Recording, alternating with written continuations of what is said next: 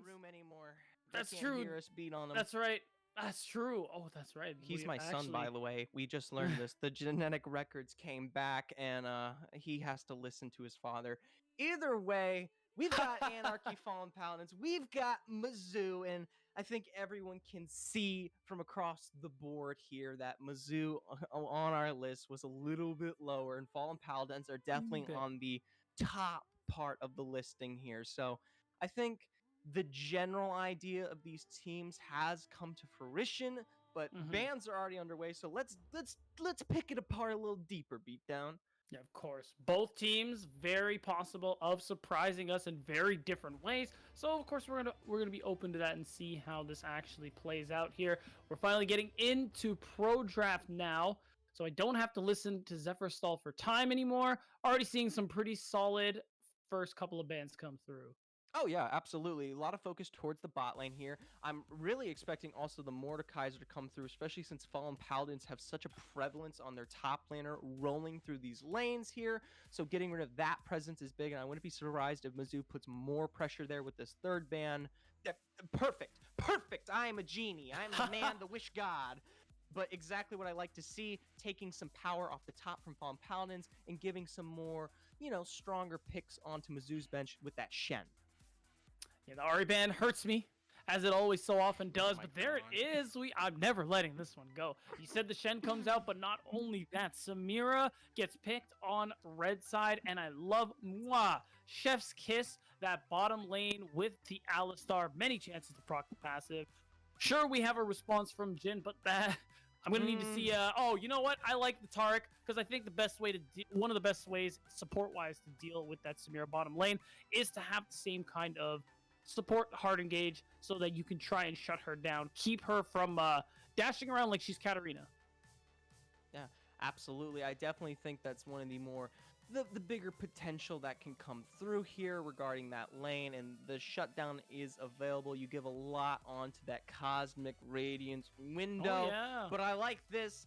Pairing with the bull, the horns are going to multiply. Now we've got the ram as well, and that's equally as strong here on the top side. So you tried to take out the Mordekaiser, you tried to get rid of the Aatrox, but Ornn, he's going to hit just as hard because he is an assassin in my book. Yeah, I think it's the book that everyone reads, if I'm being honest with you. Ornn is pretty well agreed that he is deceptively strong despite his tank-like form. Of course, though, Fallen Paladins very clearly front-to-back teams comp style already starting to come through here based on some of these picks. Although, yeah, not necessarily a carry top laner. So much utility, and I can already see some pretty good ornaments being utilized here by the Fallen Paladins, and now we're just waiting for the last and final ban to come through from Mizzou.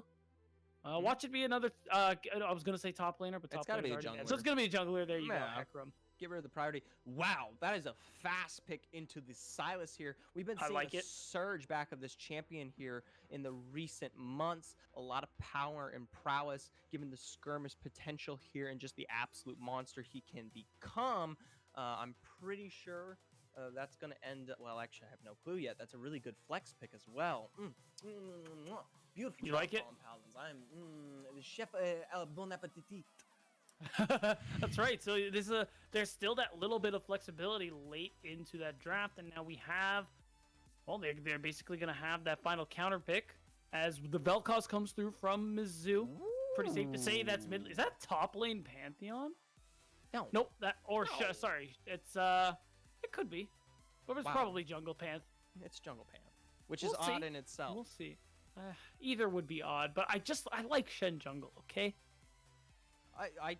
River Shen is a thing, so it's not something we can discount here. I definitely think Pantheon has been routed in our brains to be kind of on that bot lane supportive role, and so to see him shift and flex around, it's been a long time. So, yeah, a little confusing, but either way, Fallen Paladins going to wrap up the rest of their draft and confirm the fact that Sylas is going to be that skirmisher in the jungle, that Lux going to put down the lock in the potential of this mid lane going into that Vel'Koz now. Yeah, and that's a pretty solid pick because especially, I like to call Vel'Koz the uninteractive mid laner. The way if he's playing correctly, his whole job is just basically, you stay there, I farm and damage you from here, and I'm safe. Wow. Yes, Wow, Rain. that's his entire. That's Vel'Koz, and I'm not sorry. And Lux is a similar pick, so could lane pretty well into it. I actually like the Sylas as well because that's gonna be a jungle Sylas. A lot of opportunities to steal some very delectable ultimates. Really looking at you, Stand United and Cosmic Radiance, because those are some good ults.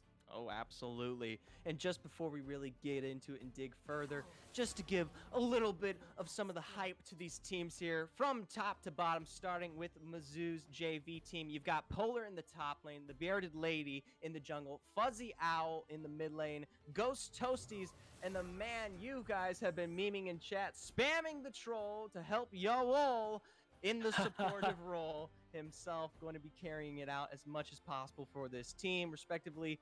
Anarchy following Paladins. They've got Accelerate in the top There lane. you go. Array in the jungle. The Silver Spurgeon mid.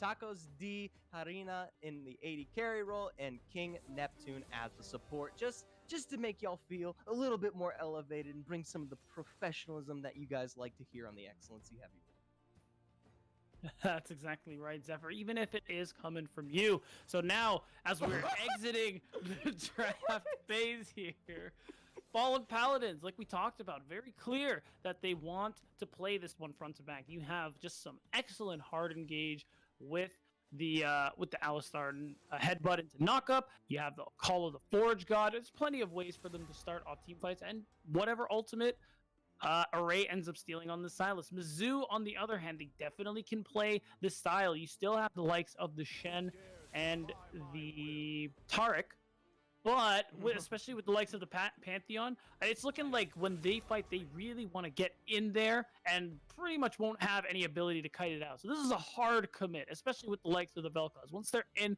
they're in. Fallen Paladins, they could walk it out if they really want to.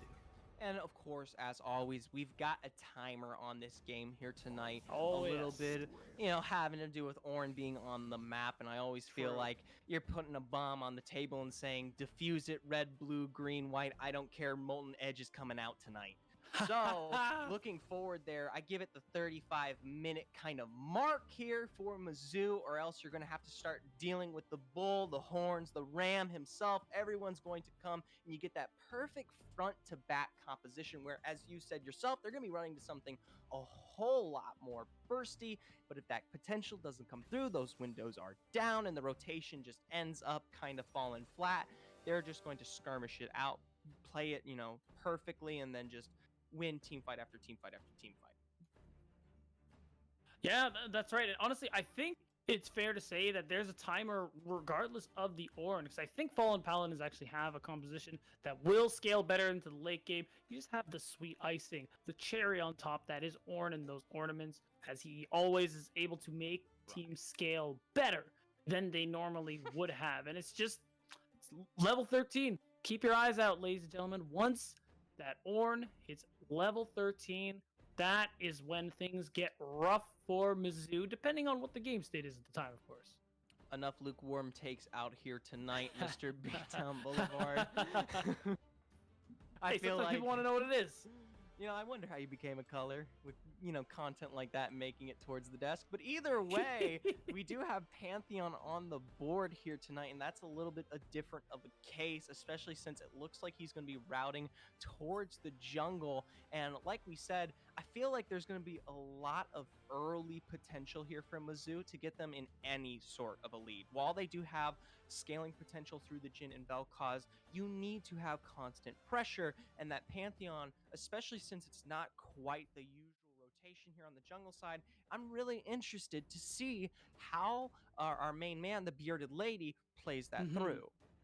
Yeah, that early jungle pathing is going to be super important because, of course, Pantheon, no matter what role he is in, is able to offer a lot of early game power, a lot of early game presence. If he's a support, a lot of kill pressure in that 2v2, which is huge. As a jungler, very similar, because once level 3 comes online, you can see that Bearded Lady is going to start looking for plays, because this Pantheon falls off very quickly. And you want to make use of the point and click stun, the fact that you could very easily tower dive because of the, I believe, Shield of Aegis is the ability that Pantheon has. And you want to make use of that, get your laners ahead, keep them ahead for when Orn hits the magical level 13, and then if they keep that lead, it actually won't even matter. Yeah, essentially, if you finish the game before things start to get scary, it definitely gives the potential for Mizzou to come out with a victory here. And these guys have shown that even while me and you and Paul and Dia are rating them a little bit lower here in the heavy league, they do and notably will take games when they come together and they start getting that ball rolling, and we see that cohesion and synergy. I definitely think it's a real possibility to see them perform early and then find a game and potentially two, even if my predictions will suffer as a result. Yeah, that's more or less how I feel about that one. I'm more excited for the best league we can see here at XLNC Heavy League. Oh, I know you agree with me too, despite your overwhelming need to be right about things, Zephyr. But anyways, speaking of being right, I think I'm right in saying that we should probably go to a break before we load into the game. So don't go anywhere, everybody. The first match, and probably the only match of the day, we'll be right back.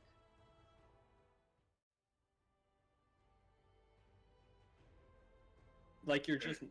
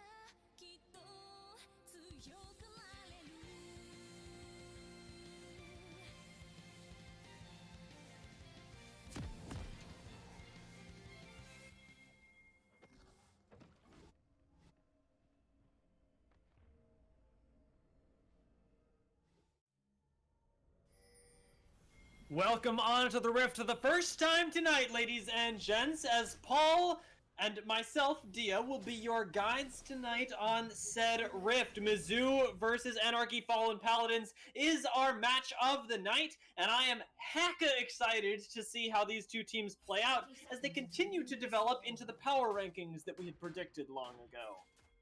Yeah, I'm stoked for tonight. This can be a really good game and a really interesting one. And we sat for a good while kind of going over the draft and trying to decide whether we absolutely hated it or only kind of hated it. I think we felt like kind of hated it, but here's the thing. Maybe it's big brain that Fuzzy Owl with Velkaz. You made the very astute observation that is somebody that's played very well for the side of Anarchy Fallen Paladins, and so maybe it functions ostensibly as a ban, but that's why they play the game, and it doesn't happen at drafts. It doesn't end there, and so we see how this one plays itself out. Yeah, and I'm very curious to see whether that Velkaz pick can be justified, because like you said, we expect it to be a functional fourth ban for the side of Mizzou, but I do feel like Anarchy Fallen Paladins with Silver Scourge on the Lux have gotten themselves something really nice. This is one of the pop-off champions that we saw just last week for this guy, and I'm excited to see one of those potential deathless games that he really got the chance to show us in that match history. And we talked about the jungle matchup as well. It was something that maybe there was a little bit of doubt on, especially around this Silas jungle, into Pantheon no less, who can output a lot of pressure, but because both of them seem to be going for those easy full clears, it doesn't look like we're going to get a lot of that action early. No, and here's actually a part of this, an angle I did not address with you before we went on here, D, and that's the idea that Array can take a Shen or Pantheon ult and then gank with it, and that's sort of a really interesting prospect. And so I think the pick makes a whole lot of sense if he's able to execute that, right? Like if you take Polars and then gank bot side, or take Verdits, ooh, King Nectum, no, he's gonna get out of there. But if he's able to use that, then I think we're talking about something very different. Now, if he can't, then I think my original idea thought that Silas jungle kind of sus stands, but there's some potential to redeem it. He could look to make some early action happen as well. The level 2s have already been hit, and Samira's ready to fight. First blood instantly goes over to the side of Anarchy Fallen Paladins. They'll look for the next one. Samira is juggling. Tacos de Arena already wanting to get a few more kills under his belt. Only grabs that assist for himself, but it's going to take away a lot of the pressure that the Jhin Taric lane has. And that's going to be a huge loss. Not only do you lose first blood, you lose 3 summons.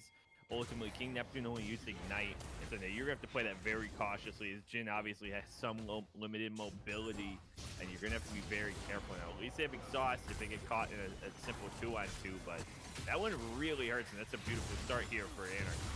And we already see another trade in the jungle. They've got the backup of their support as well. Roaming up is King Neptune. Silver Scourge is going to get flashed on, but Verdant Lady doesn't do quite enough damage just yet, and it's going to be a second kill going over to Anarchy Fallen Paladins. Make that a third, as Fuzzy Owl going to make it a double kill for Array. 3-0 at 3 minutes 45 seconds.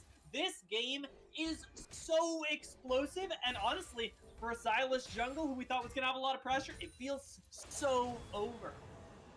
Yeah, I have to eat my words, and I'm not afraid to do that. Really well played from Array. He's catching these players out of position, and part of it too, if whether he was playing Silas or Graves, I think he's able to convert those kills. Just because I think he's playing really smart jungling right now. He's got a massive gold lead, sitting about 1,000k up, the team 2k up, and a beautiful start here. And as any laner who is not involved, and then I mean you got the Vel'Koz as well, but if you're watching that from bot lane, you've already seen the jungler gank you. You see your jungler trying to invade, gets spotted out, gives over to that 3-0 for Array. You've got to be just a little bit tilted right now. Mizzou have got to get themselves together, not only in their play, but in their mental from this point on, because dealing with a Silas who is fed right now, who already has the ability to put forth that global pressure that you talked about, very, very scary, and the AP that he scales with is only going to make Shen's shield bigger. And I mean, like, to your point, Dia, like, imagine you're playing solo queue, and all of a sudden, like, you're polar topside, and you're like, guys, really? Like, we're letting the Silas jungle 3-0 open us? So there's definitely a level of mental fortitude they need to show now, because they are so behind to open up. And it's into a comp that, like, when a Silas starts scaling, it's a really dangerous prospect, especially when you let someone like Tacos get that early assist and get any gold funneled into him as the Samira. If you're able to unlock that, it's going to be a really scary game. You're playing around ultimates. They're just constantly going to be up between Finalist Spark and the Inferno trigger. So things are just looking better and better for them. And this cloud only adds to that. And actually, just because we're starting to touch on key champions as well outside of that sort of jungle matchup, we brought up the Samira and now the Lux as well. We haven't gotten the chance to talk too much about the win conditions that we drafted at close. Yes, the draft looks a little bit awkward because you've got yourselves a Pantheon as well as a Silas jungle, things that we've already touched on a little bit, even with that Vel'Koz. But what do those champions end up translating into is really what I'm wondering as we move later into the game. You've got to find ways to enable this Samira. She is so heavily resource dependent. She needs a lot of gold, and she needs a lot of team play around her. She needs a tank, which she's got when they accelerate. She's gonna, ostensibly have one in Array, depending on how he builds, just how far ahead he is. And you're gonna have one in King Neptune. So they built around this Samira really well. And that's gonna be the part of their comp they're gonna want to unlock when we get to about 10 or 15 minutes when she gets the first item. But from the other side here, I mean, down 3-0, but it's not the end of the world, and we all can understand that. Like, you're gonna look to unlock this Jhin and miss some crazy lockdown, right? Like Shen and Pantheon can really lock down a team. You can do a lot of damage here with the disintegration rate, but oh, look for that top side.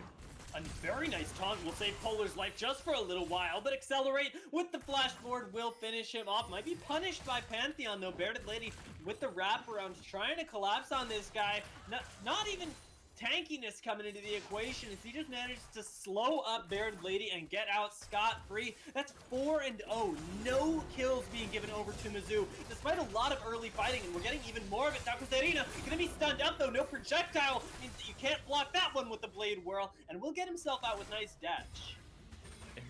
In that kill, Shen's the thing that they need to unlock topside, right? Like, you hit level 6, Shen's gonna make a play on another part of the map. Bearded Lady has to make a play on another part of the map. If you're not using these kits to get you back into this game, you have no chance to get back into this game. And so over the next 2.5 minutes, they've got to find a way to use these ultimates and give themselves a shot. Absolutely, and right now, with something like Accelerate already being able to take down Polar, who we had been thinking about going into today as a veritable win condition for Mizzou. We saw his performance in week 1 on things like the Aatrox, and he's very good on these carry-style champions. I wonder if they've been practicing more towards the utility of this Shen, or whether this ends up being a little bit of an awkward game for them, because being solo killed by an Ornn isn't what you draft Shen for. You still want him to have that side lane pressure and be able to apply that over the map so that he can use his ultimate to join you and give you an advantage in a team fight. Yeah, and I think that utility is a really good point, and I don't know if it's possible to have too much utility. Like, at a certain point, you need utility, but then you need, like, conversions and tankiness and things. Like, they have a lot of utility in this Shen, the Pantheon, and this Tark, but, like, you know, you're solely looking for Ghost to carry this game, and Fuzzy Owl hopefully, you know, able to have, like, a decent laning phase and come out of it strong. So they're going to be hyper-reliant on that. I guess kind of in the same way that, you know, Anarchy is going to be hyper reliant on this Samira. So both teams really trying to funnel ultimately, and having a 4-0 start certainly makes it a lot easier for Anarchy. It really does. And actually, now that you mention it, Array, when he steals Taric ultimate, right?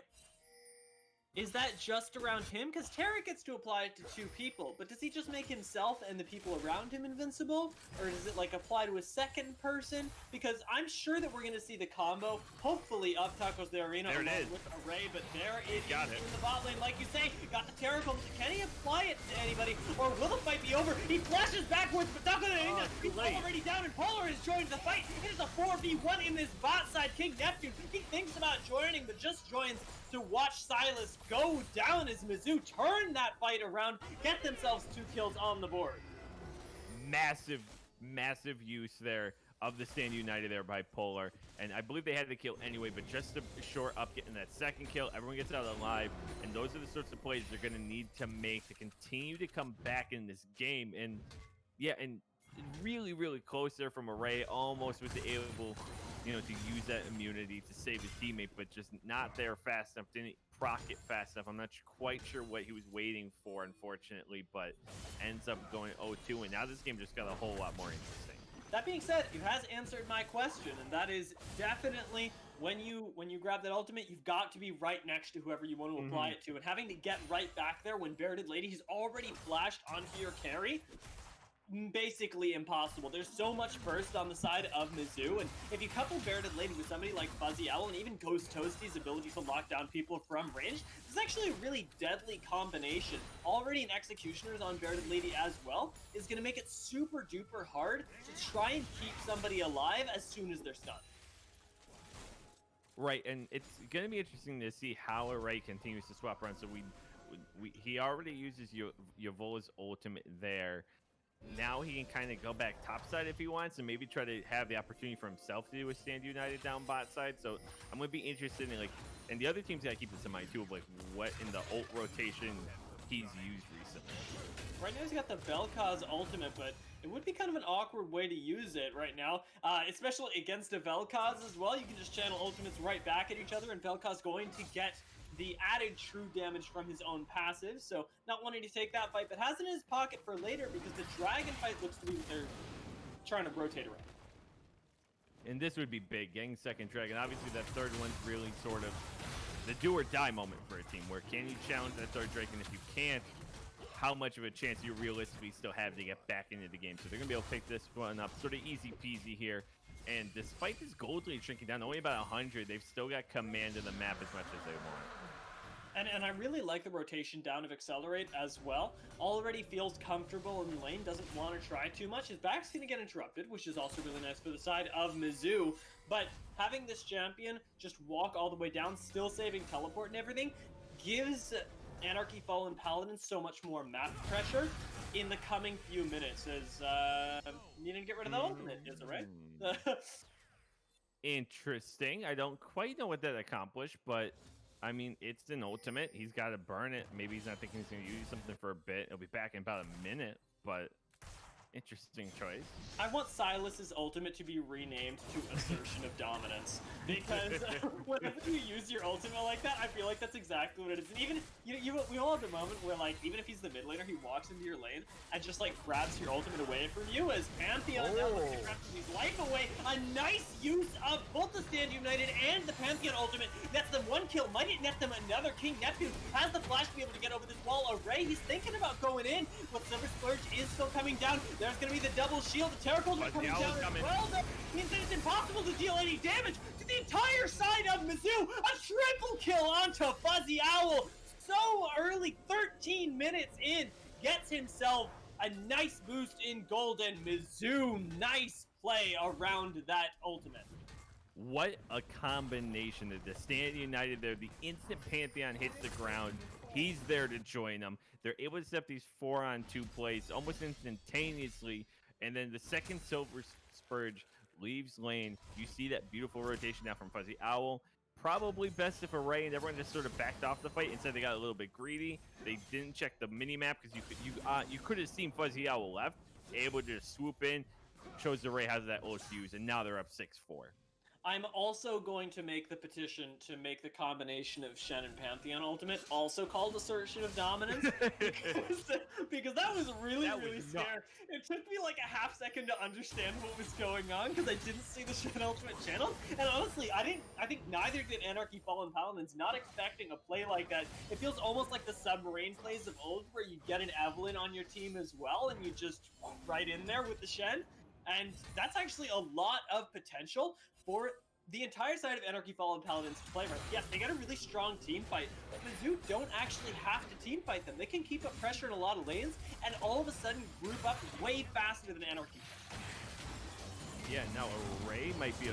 Oh, no! Ooh, yeah, Array actually taking a lot of damage here. Should be taken down by Bearded Lady. Silver Splurge is roaming over, but Accelerate is the only one left alive, and we already saw a kill across the map. Fuzzy Owl took down King Neptune somewhere. What? What? Yeah, wait, I absolutely missed that. Darkness Arena also doing his best to take down Ghost Toasties. Doesn't get that S rank though, doesn't get the Inferno trigger. Very scary is the Samira in the side lane though, and I don't see a lot of 1v1s. I more see her popping off in the team fights, but with already the Essence Reaver in her pocket, gotta play respectful. Right, and now this got really interesting really quickly, because now you have a team with so much utility, ability to force these 4-on-2s pretty much every 2 minutes at will, and then you have Fuzzy Owl's ability to rotate. I know the jelly, the jellyfish, the jelly alien's not getting around too quickly, but the second he leaves lane, he's a force to be reckoned with all the combination CC that they can really put out there. So this game's just going to keep getting a whole lot harder.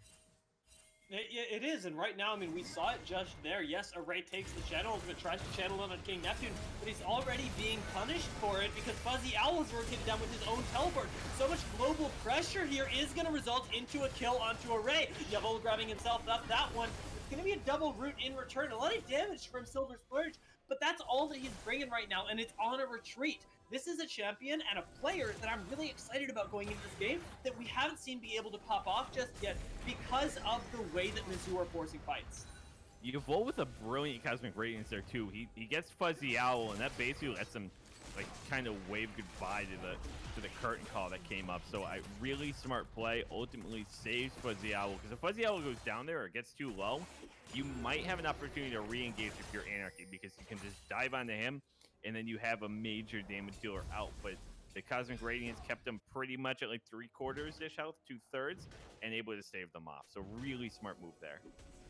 Yeah, and not only that, but I mean, additionally, just the teleport from Fuzzy Owl to just start that off and hem in what was already the jump. Like, that's such coordinated play. I mean, we had talked about just in the analyst desk segment, or whatever we want to call that war of words there. Cosmic Radiance gonna be stolen though. Sorry, I get a little distracted as I might have to hold my point because this dragon fight's looking spicy. Yeah, and King Neptune's gonna start right off. This is the team fight that Anarchy Fallen Paladins are looking for, and already the shutdown onto Fuzzy Owl is telling a story that comes up for the Paladins. Arena doesn't get the S rank though, doesn't get the Inferno trigger, and that's a lot of their damage down. It's gonna be a shutdown for Silver Splurge as well. Still needing a way to do this damage safely, but Polar zoning him off and find a lot of room for Ghost Toasty. Flash away from the Lux ultimately, as she doesn't have the mana to deal with this, trying to trade back for Accelerate's life, but gets rooted up, and Ghost Toasty's fourth shot might be able to do it. He's gonna be looking for one more. The grenade will shut down Anarchy Fallen Paladins, and a perfect team fight for the Paladins goes south very, very quickly. And they just don't have enough damage at this point here, Dia, right? Like they're trying to play it through Tacos, and just Tacos is getting blown up. Silver Splurge doesn't quite have enough to get through. They're just such a beefy team in a lot of ways. They have a lot of MR built up. They're prepared to deal with that. And Samira doesn't have enough to punish them for building MR. And so they've basically got, they've got this game right where they want them here. But Polar coming in hot. We've already got 2 teleports in, as well as the Pantheon ultimate. I think they're looking to make a pick right here, but not ending up getting anything onto Array. I wonder if we see the reposition or the peel off the dragon. Polar has an ability here to look if they push up too much here, Anarchy Fallen Paladins that is, Polar can just look for a massive taunt if they want. Accelerate doesn't have Call the Forge yet either, so they don't have a great initiation tool yet either. And that initiation tool is going to be everything, because it's going to buy a lot of space for Taco Arena. Having that down might just be the trade going over, as it will be Taco Arena that secures the dragon. Going to be traded back onto Array for right now. Disengage is the name of the game though. King Neptune going to be caught up, looking to trade his life back as well. The Ornhorn comes in. Bearded Lady gets punched into the backline. Taco Arena, he takes him down with the Inferno trigger. Traded back is he by Polar, the man who we talked about being on the carries. Taunts up the Lux as well, and he may not be on the Aatrox this time, but still looking to carry his team. Gets himself a double kill. 3, 1, and 11 is this shed. Jeez.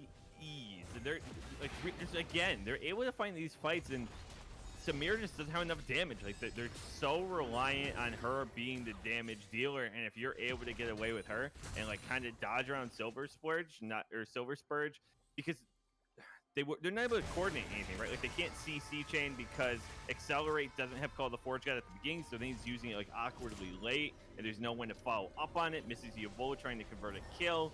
So the plan is just to damage through Samira, and when Samira's not doing it, they don't have anything left, and the whole plan falls apart.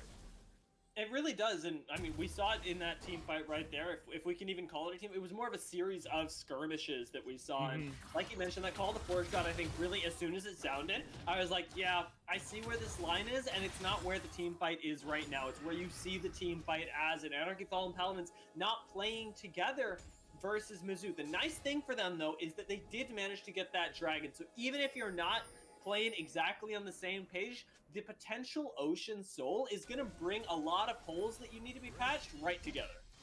Right, and so that's the thing, right? If we're thinking of win conditions now at this game state, you still have the potential for Dragon Soul, and while you're going to lose a lot of these fights and skirmishes, that's just the reality of your situation now. Oh, Array, buddy.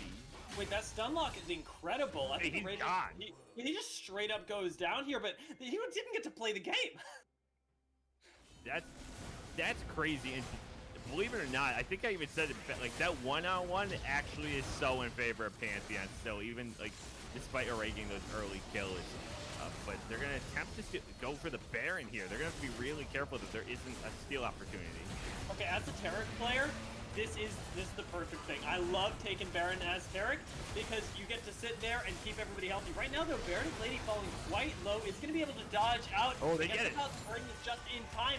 Burned early, but they're still looking for the team fight despite not having that cooldown. Just the Jhin ultimate to disengage there as Anarchy Fallen Paladins. No Baron means no team fight for them because they're going to have to live to fight another day, and that day is coming very, very soon. Yeah, and what a beautiful call there. Make the call quickly. You kill the jungler, you get a ray gun, go for the Baron. You're able to make that play quickly, decimate it, and now you can start the siege in the mid lane. Even if they look for a soft reset here, which I believe they're going to, you're going to have more than enough time to get back on the Rift, get pushing your lanes and again, sort things out, and really fight for this 4th Drake. And very quickly, Bearded Lady, as soon as he reached the mid lane off of that Baron, he was already full health, because that is the beauty of Tarek right now. Has the Mikhail's Crucible, has himself a 10-stack Dark Seal. That's a lot of ability power, a lot of healing that's going to be coming out of him, and a lot of safety that he provides to his team. Freaking nuts champion, actually. Like, you can't... Insane. It's gross. Yeah, it's gross. He basically, let me make sure I have this right. For 2.5 seconds, he says the other team can't play the game. So exactly. It's gross. It's actually gross. And so they're up 6K, right? And this game is far from over, and because you still have that Dragon Soul win condition, among other things. But if Samir is able to get this second item completed, maybe even into a third, if they're able to stall the game, the magical casting phrase of if they can scale up, there still is some potential, right? Like Fuzzy Owl is going to be super squishy. If you can make a move on the Ghost Toasties, maybe just clear him down quick. There's still something that can happen, but they're going to have to find a way for Tacos to be able to farm up, get himself situated, and get those items built. And here's my hot take of the evening, is that even if Samira gets her next item, I don't think that they win until there's an Executioner's Calling. Because continuing on my Tarek point, my Tarek rant, shall we say, the healing that he's provided has been what has kept Tacos de Arena's damage down. The fact that he can constantly put out AoE healing over the team, and the whittling down that Samira gets to do with her ultimate, the rest of her abilities is dashing around, has been basically completely negated. And now with 14 seconds left on the Ocean Drake, you've got lane pressure, and I can't imagine the Anarchy Fallen Paladins are going to find another fight just yet. No, and even Array, if Array's able to build like a Morellonomicon or something, that just to really hone in on what you're talking about, because you have to deal with that. The healing is the deal breaker at this point. And they're able to pick up their first dragon of the game here is Mizzou, as expected. And now it's actually going to be really hard for Anarchy to get any of these dragons. They just are pushed so far in from this Baron Surge and all the damage they've done to these towers. And look at this, we got 2 people top as well, trying to collapse onto Polar. He takes absolutely no damage from that. He's already feeling really good off of those team fights, and the amount that he's been able to do in terms of kill participation has netted him a lot of safety in the lane right now as he pushes down against the door. Which is crazy, because it's not even like he went Sunfire first or something. He went Hydra. Like, he took a Hydra first item and is still able to just, like, brush his shots off as if they're just, like, bouncing off his armor. It's actually crazy how strong Shen still is, even at this point. And right now, I mean, the other thing that's strong about him isn't just his laning. He's got the global pressure as well, and Accelerate is forced to back because he needs to be able to match that if Shen decides to join in a team fight. Right now, if you're Anarchy Fallen Paladins, I'm actually trying to figure out what they do to get back into this game for the next minute or so, that there's still going to be a lot of pressure from Mizzou. Right, and maybe a play top side. They have an opportunity here to kind of just dive on Accelerate, and I think they're going to take it. Yeah, Accelerate is going to be chunked out, especially by the Black Cleaver that reduces his armor, as it looks like Cosmic Radiance stolen from Array will save his life just for now. 4th shot not going to find him. There we go. It's blocked by Array, but that's still a big chunk onto your main tank, and I wonder what this results in. Right, and I do too, because now you're sitting 8K up here if you're Mizzou. And so Baron buff is gone. You don't have another objective for another minute and a half. And I think you just kind of really force your will and see what you're able to generate. You have the Stand United. You have the ultimate here, the Grand Starfall. You really can just dive on Array, dive on Tacos, just pick somebody, take them out of the game, and then move to an objective. You have the ability to pull that trigger whenever you want.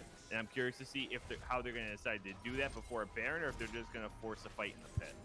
I'm also really curious to see how they'll do that because there's so many options available. I feel like if we look at the vision right now, yes, there's a little bit there for Anarchy Fallen Paladins, a lot of defensive vision really in their jungle. But in terms of the river, in terms of the dragon and the baron, there's really nothing yet. And I want to see Mizzou be able to clean this up, be able to take the vision away from Anarchy Fallen Paladins, and really push them back into their lanes before they can expand out into these objectives again. Because that baron, absolutely disgusting. I know we don't have baron power plays here, but they took several towers off of that and started knocking even on the Nexus door, or on the inhibitor doors there in the bot lane. And I think that with just another Baron under their belt in less than 30 seconds, there's potential for them to crack the base.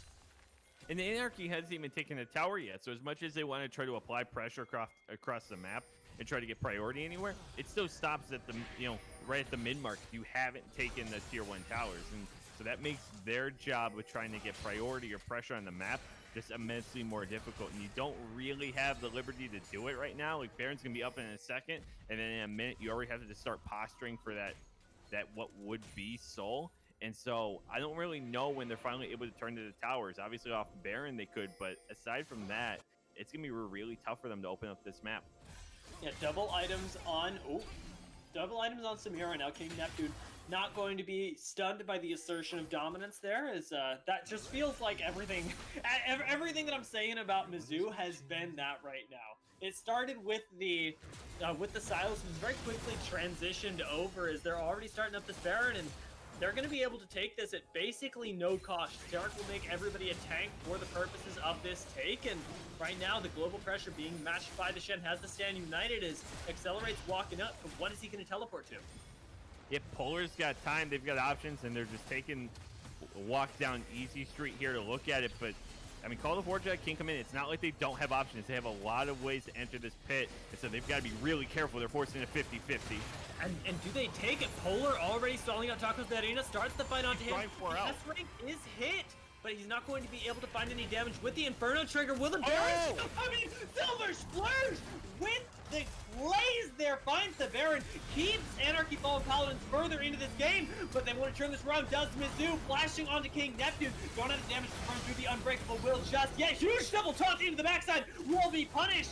But it will just be the double kill for the Lux right now. King Neptune will go down suddenly with the flash mark from Ghost Toasties, and now it'll be the Ornn as well. Silver Splurge looking like he might be the only one to survive. Accelerate very low, will just barely get away as the final spark not going to find Ghost Toasties. It is going to be 3 members down, but 2 Barons survive for Anarchy Fallen Paladins, and that is all you need. What a beautiful steal, and keeps them in the game. Now, we saw after that very clearly, even still, you get the Baron, they're still going to lose in a lot of these fights and skirmishes, but that's okay. This buys them time. It buys them a whole lot of gold. It buys them the ability to maybe finally get tower, and it gives them an opportunity here to find a way onto this soul, right? We already saw their ability to take one objective. Silver Spurge has ultimate, the final spark every 25 seconds, and so this fight might ultimately be a deciding factor here, as Polar's are going to TP in. They're going to try to mimic what they did last time. Have Polar force like 3 or 4 people off the objective, and then go and just try to take it. They just can blast this thing down. There's no vision on this, so no steal going to come in. Thank God for Mizzou. But the engage from King Neptune is already there. The knockup is huge. Silver Splurge needs to find the damage. Tacos de Arena needs to get his S rank. There it is. The Inferno trigger gets pulled. Polar goes down. And now it's going to be the shutdown onto that Samir. Can Silver Splurge pick it up? It looks like he can. The double kill for King Neptune is going to be a little bit awkward. But even so, Yavol, the only one limping away here as the perfect team fight. Found by Anarchy Fallen Paladins and sniped away by Silver Spurge. And I think that's the first fight that when they created this comp, it took them 30 minutes. They got the first fight, though, where it was like, oh, that's what's supposed to do, right? They get this beautiful 4-man knockup from King Neptune. Tacos de Arena goes in, able to find a beautiful amount of damage. I believe one or might have just been, was it 2 kills there, Tia? I lost count in all of He didn't get the kills. He just he participated in 2. I would say, yeah, he laid in a whole lot of damage that Silver Spurge isn't able to just lay into as well and take them all out. And just the coordination of the team there looks so good. And now they have lowered the deficit only to 1,000 gold. They're able to get their first 2 towers. They still have Baron, and they're able to put some pressure on the map and keep this one alive for them. Now, this is going to extend the game quite a bit. Like, this isn't ending now, I don't think, until like the 40-minute mark at the earliest, because it's basically a stalemate until the next objectives are up. And I'm not even sure if one of those puts everyone over the hump enough. And so it gives them that time to scale, to get these next items. You see Silver Spurt finally gets the cap. Tacos has now the IE and is able to start building here into his Zeal. And so now they're getting those item spikes and those major amounts of damage that they've been looking to put out. And we talked about the extension of the game. As the game goes on, I feel like it becomes even more and more about finding these correct team fights. And it becomes harder and harder to make picks if you're somebody like Mizzou. So Anarchy Fallen Paladins feeling really, really grateful, feeling #blessed about the fact that they've been able to grab themselves not only that team fight, but the Baron as well, kept themselves in this game for so much longer, and it's gonna let them get so much closer than that 1,000 gold lead right now shows us for Mizzou, because Ornn is scaling, is already at the level 16, and the team fight is becoming more and more valuable. And the other part of that too, just to add to that, the value of those added items doesn't show in the gold. So like, sure, it's a 1,000k gold difference, but you have an upgraded cap, you know, on Silver Spurt. You have 2 upgraded items on Accelerate. You have the upgraded IE now to Molten Edge. So that doesn't show in the gold. That's more than 1,000 gold that they're able to get in returns from the additional stat boost there. And so ultimately, this game effectively is about even in gold and even in power. It's for what Silver Spurs and Tacos can do at this point. They might even have an advantage. And they certainly do, I think, in terms of the team fight, with the small exception and contingency that I still don't see any Grievous wounds. I think as soon as those Grievous wounds come in, Anarchy Fallen Paladins win every team fight, no question. Right now, they are kind of giving over a 50-50 to Mizzou. The ability to outplay is there if Yavol is able to support people appropriately, and that's a little bit, to use something from the book Pretties that I read as a child, you know, like a moody teen, it's a little bit nervous making. I feel like them giving over that ability to continue to play the game for the side of Mizzou isn't something that they need to be doing right now, and I'd like to see that itemization corrected as soon as possible. Ornn's already got himself a redemption. You have the gold to spend. Yeah, and I agree with you. I don't know what the reasoning would be, other than maybe they're just like not as threatened by it when they really should be. I think that's something that they need to start to concern themselves with, especially as this game goes on. I mean, we even see Shen's got the Bramble Vest for, and he doesn't even especially need it, right? But from the other side, they really need to get some executioners going. I think that will be what puts them over the edge.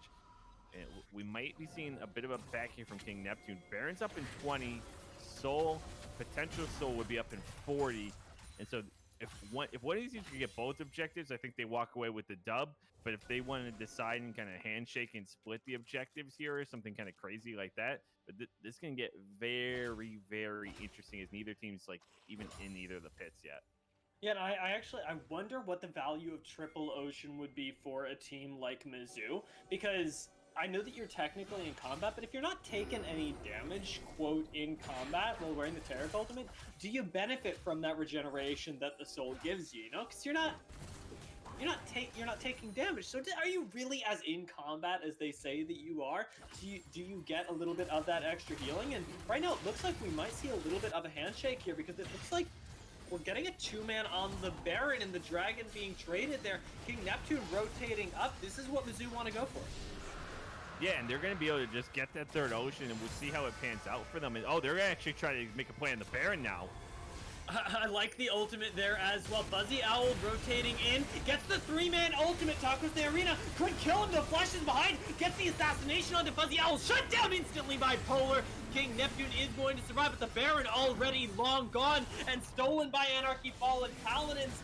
Accelerate, forced to flash away there, doesn't want to be caught out. Polar has got himself the Mikhails in the pocket after Yavol, and should be able to catch out Silver Splurge. This might actually be the end of the game if they get this pick. Sonya's, and boom, there it goes. Holy Lord. Whoa. That's massive. And that's the danger. Your hand's shaking, but they secretly are holding like a knife in their other hand, right? Because you're against a team that's got Shen and Pantheon and teleports. Like, they're obviously going to just jump on your face in the pit. And so while you think it, like mentally, it's okay, one gets one gets the other. That's not how it's going to play itself out. They just don't have the power to burst it down quickly. And sure, like they're making a bit of a turn here and can snag an inhib, but it just didn't, I don't think it worked out the way they might have thought it would have. No, and I mean, losing Silver Splurge right at the end there, I think was really, really rough. You know, you lose a bunch of that wave clear, and I totally forgot when we were talking about the trade of objectives that you're right, the global pressure is very much there for Mizzou. They're able to contest both objectives at the same time, get themselves that dragon. Now we're on Soul Point as well, with triple Ocean Dragon in their pocket.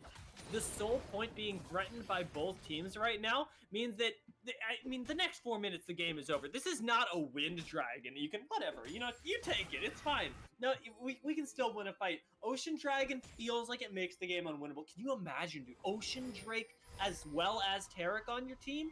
Insane. Insane. And they still don't have executioners or something to cut into these 3 Ocean Drakes. They still don't have They still don't have executioners. Right, like I don't know, I don't understand it. At this point now, it's like, okay, you know, you're actually like massively hurting your odds. You have to put morale on. You have to put executions on. You don't have a choice anymore. This has gone too far. Like you have to do something. And ooh, Array, you're in a world of pain here. Yeah, as I like to say when these kinds of things happen, you can continue telecasting. Array's dead. Yeah, he's cooked. He's gone. Yeah. My dude's gone, and that. Yo, that timer is actually massive. That 50 seconds, they could put some real pressure here on another inhib. And if an objective was up right now, that's the game. God, yeah. That's the very, very scary part. Right now, it might even be some of the bot lane inhibitor, just because of the 4-man rotation we see right down, and Tacos de Arena already being forced to back as well. You've got to respect the fact that with this 5-man push, Mizzou are in a position to take objectives from you if you're not willing to match them. Right, and so now, I mean, they just have such an advantage of what their ability is, like how much they can just jump on a team. And Ghost Toasties is so built up, almost full build. It's just going to do an insane amount of damage, and you're not going to be able to really challenge them because of that healing we've talked about.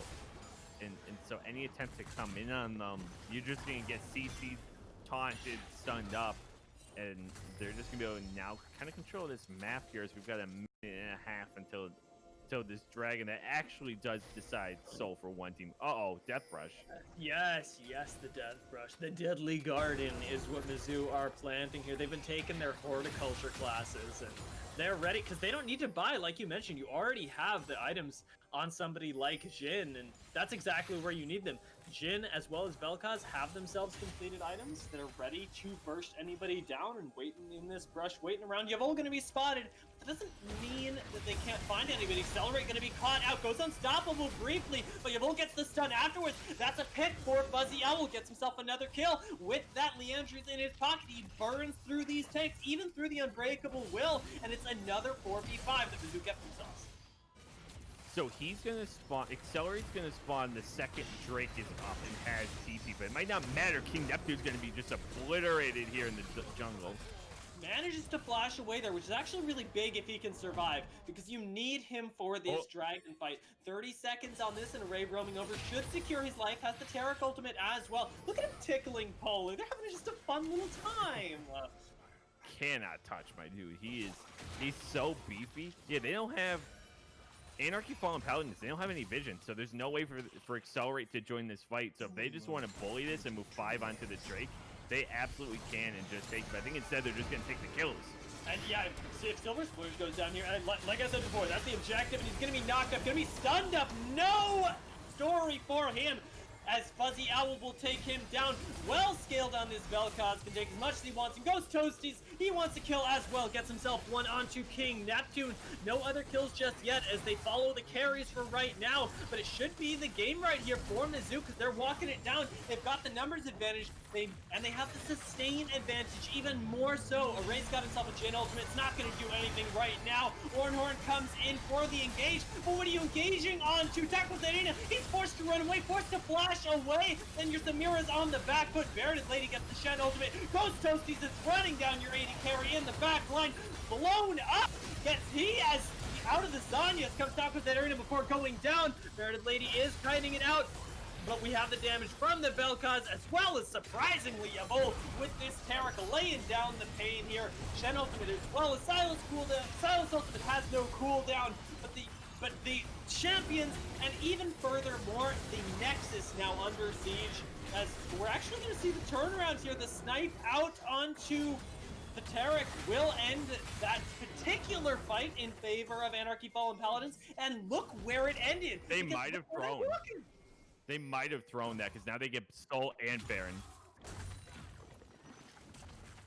Oh, thank you, Mr. Jake, in our ear, letting us know that Inhib did come up as the Nexus was vulnerable, so they couldn't put any hits on it. So they got a little greedy. They end up not, keeping track of the Inhib timers, and now they're going to give up Soul. They're going to give up Baron, and well, it's going to be close. Like, this is all going to come down to like one potential fight that I wasn't really anticipating having to see, because now you're going to be fighting for an Elder potential, or an Elder Drake in 6 minutes if neither team just wants to if they all just want to sit around for that long. So I don't even know how you start this next fight. Yeah, you and I had talked a little bit before the game about, how sometimes when you're casting, you go, wait, this should have happened. Absolutely, Mizzou should have ended the game there, and they will have another chance potentially, but it's gonna come at them so much harder, because now you've got to fight your way through an Ocean Drake as well as through a Baron push. And Anarchy Fallen Paladins, with all of their inhibitors intact right now, don't have much to fear in terms of the backdoor.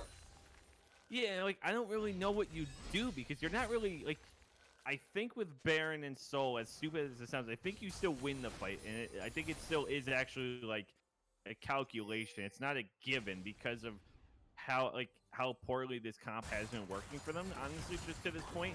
But you've got these 5 minutes now to just kind of play around, and it's like, who's going to make the first move or mistake first? Neither team can afford a death, because it's a 16-second timer. If it's a 5-on-4, that's game immediately. And so this could get really interesting. That's the beauty of the 40-minute game, is how long the death timers become. It's insane. I think we're over a minute. Is there a cap on death timers? I don't know. I know it. So, Accelerate died not that, actually a decent amount of time ago. That was 55 seconds. I think we're up over 60 or 65 at this point. Yeah, somebody in the chat, let us know if you know if there's a cap on death timers, because I think we might be pushing the upper limits of what it is right now. Like you say, over 60 seconds, you really start to wonder, honestly, if you lose a pick, can your team hold on for that long? But right now, with AFP pushing down the mid lane turret, I wonder if we even see Mizzou hold on to that, because the team fight is available. They have the Ocean Drake in their pocket. I wonder if go for something cheeky with Bearded Lady and just go for some sign. A backdoor with a Stand United behind them. But you don't need TP to pull that off. You could try something like that potentially. I don't know that they're going to take the risk though. I think right now the move for Mizzou is just to give up this turret specifically. I mean, you don't have that much longer on things like Baron, and then you only have an Elder Soul to fight through it, or an Elder... what's this called? An Ocean Soul to fight through, and yeah, that really sucks, but it's not going to suck as much as trying to fight your way through that as well as Baron. You just got to give up what you can right now, and Terran Ultimate Stone, not that high value right now. I actually, this is more favorable for Mizzou if he has that. Right, yeah, and I'm not, I don't know quite what they generate off that. Honestly, I would have wanted to see something more offensive like the Baron and Lady's Ultimate there of the Starfall. But instead, they're going to opt for the Tarek, give them a little bit more sustain. Maybe they finally use that to unlock Cocktail, just to be able to send him in full throttle, pull the trigger, quite literally, and then use the Cosmic Radiance. So maybe that's their key to success here. But King Neptune's got to get another big knockup. That's really started off all their other great fights. It's not even been the call of the Forge Gods. It really is the cow doing moo things, and he's got to make something happen here. King Neptune, if they want to take this inhibitor, actually if they want to take any inhibitor at this point, is going to need to make something happen. But it looks like backing off is Anarchy as the Baron will expire. And we get set on another timer. Initiate actually going to come in through the Lux here as Polar gets knocked up. Very tanky is this guy though, and has access to the super secret wall there as he might go down, gets quite low, but manages to survive. It might give Anarchy Fallen Paladins a push in though, as this inhibitor already under fire. Yeah, and now they're going to be able to start to make a move on it. They've gotten some damage down. They call the Forge God combo with Spurge. Not going to do it, but Curtain Call might just force them away. But Bearded Lady, he comes in. He has Shen in his pocket as well. You need to be able to burst people through this Ocean Soul, and not enough damage to follow up there. as Bearded Lady almost goes down, healed up by the Tarek. No death just yet. King Neptune dives into the backside to keep Fuzzy Owl off. First death will be onto him as he suffers for his sins. Ghost Toasties assassinates Tacos Arena in the back line. And it's going to be a trade of kills for right now. 1-4-2 in favor of Mizzou. Anarchy Fallen Paladins looking to trade that back, but they can't find their way onto Polar just yet. So much healing out of Yavol that he stays up through all of that fight. And now, man advantage Mizzou for the next 45 seconds. Can they make something happen? Silver Spreader is going to get deleted. They can. Very nice dodge there with the Chilling Smite. Yet another man advantage. 62 seconds on Silver Splurge. Mizzou could probably end the game. I don't know why Silver Spreader just didn't ult again. He has ultimate every 16 seconds. When it came up, there was an opportunity that I don't know if it would have generated a kill, but it would have at least forced a couple people back to base. And so I think that was sort of a misplay, because when he was running away, he would have been able to ult again already. And so maybe a bit of a misplay there. Maybe the ultimate doesn't decide things, but I think Mizzou is just going to be able to put down the next one. Yeah, it will just be the inhibitor right now, as Tarek Ultimate going to be channeled, as well as the Starfall here from Array wants to get back into it, but Tucker's the arena. They're just buying time for him to get involved in the fight, and Mizzou know that. They need to disengage this before it's too late. Looks like it will come in as Jin managed to slow everybody up, and Mizzou escaped with their life, as well as an inhibitor, evening up the game. Now 22 seconds on this Elder Drake. I have no idea who's going to take it. Right, that's what I'm looking at. It's like, it's pretty much even here. I mean, the only downside for them is Silver Splurges are there, but no, Array! Array! He goes down! That's a smite that you're missing! And I think Mizzou get the dragon off of this. Yeah, and I think they do too. 67 seconds, so if there is a cap, we know it's not 67 seconds. And I think they're just going to be able to lay into this thing. Accelerate has a TP, but they don't have vision, and you have Polar basically playing bodyguard. Maybe Silver Spreader has 1,000 damage. Oh, it doesn't quite get it. I was watching the comment. If Arcane got that, I would have lost my mind. I would have actually just... I would have walked away. I would have disintegrated. But right now, they've got the Elder Dragon in their pocket. It's a temporary buff, and Anarchy Fallen Paladins, this time, they're the ones that don't want to fight.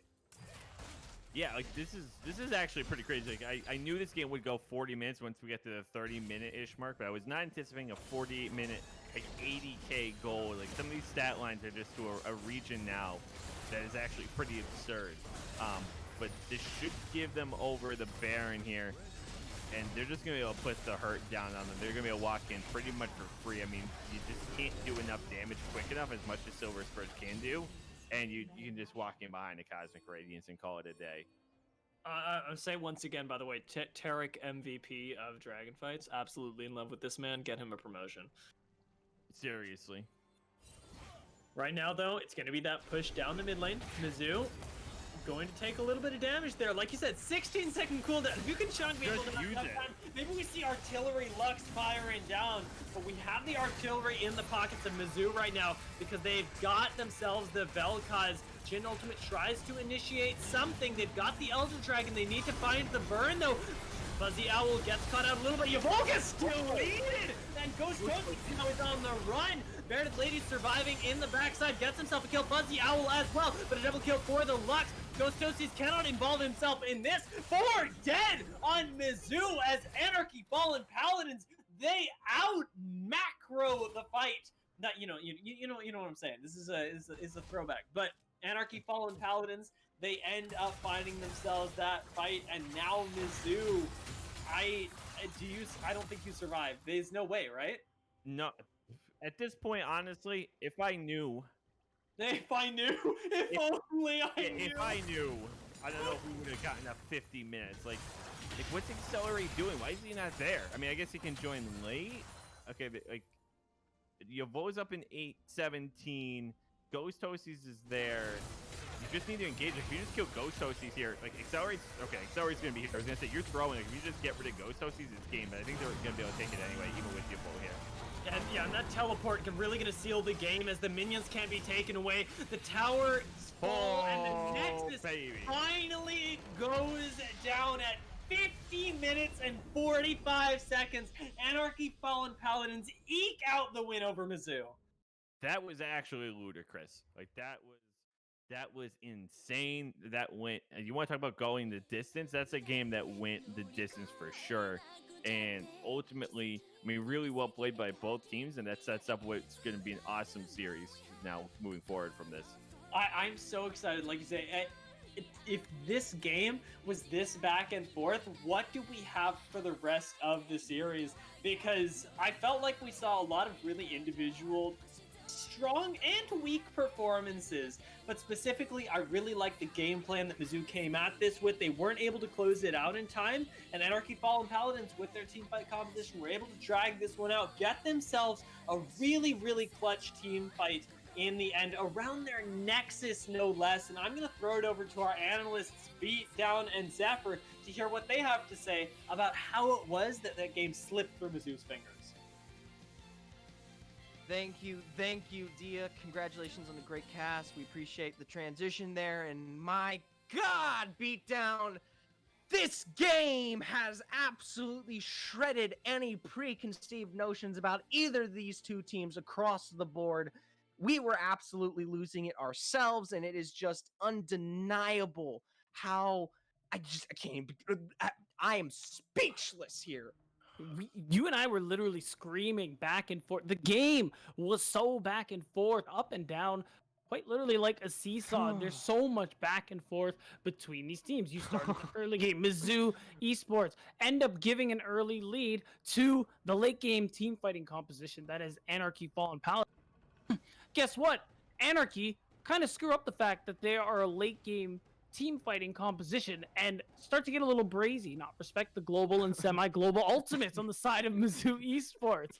And it's just insane how they throw the lead away. And then it goes back to Mizzou Esports, who didn't secure any early drakes and gave Anarchy plenty of time to say, oh, like Dragon Salesman. They're like, oh, you want those Dragon? Go for it. We're just going to, in exchange, farm for free and reach our late game power. And then Anarchy, in the late game, at their peak, in their final form,